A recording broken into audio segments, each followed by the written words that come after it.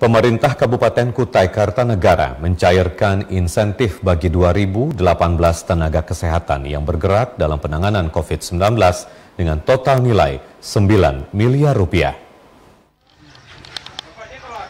Pemerintah Kabupaten Kutai Kartanegara mencairkan insentif bagi tenaga kesehatan yang bekerja dalam penanganan COVID-19 di wilayah Kutai Kartanegara.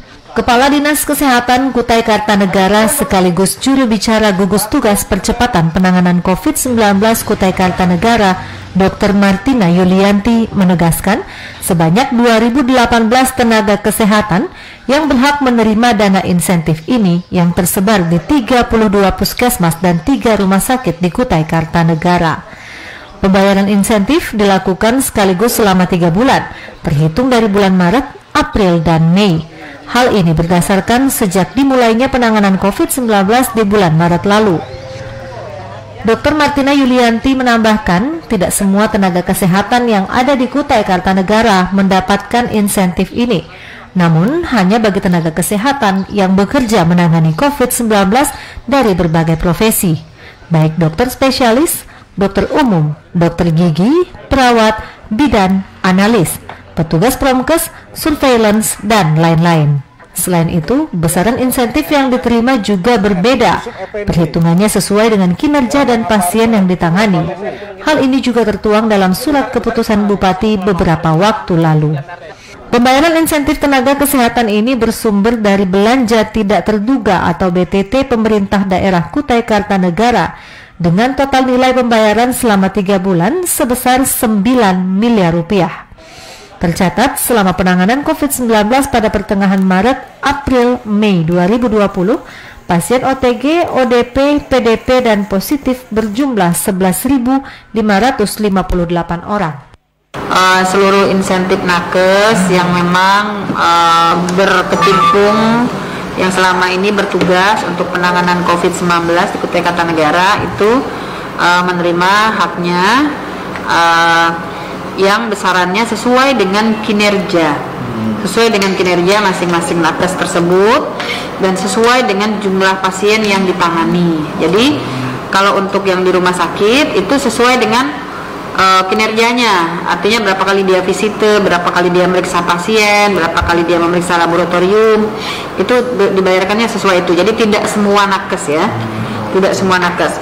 Nah untuk puskesmas itu dibayarkan sesuai dengan jumlah penderita OTG, kemudian pelaku perjalanan yang diobservasi di karantina, kemudian ODP dan PDP yang dirawat, gitu.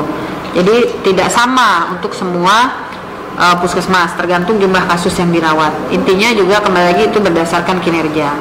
Dan yang sudah dicairkan ini adalah untuk bulan karena COVID itu mulainya pertengahan Maret, jadi pertengahan Maret, April, Mei. Gitu yang sudah ya karena kan sudah lama itu 9 miliar ya. Dr. Martina Yulianti memastikan pembayaran insentif tenaga kesehatan ini tidak ada tumpang tindih atau ganda pembayaran dari daerah maupun pusat. Semua pembayaran sudah diverifikasi secara ketat. Pemerintah pusat itu sangat-sangat selektif memberikannya.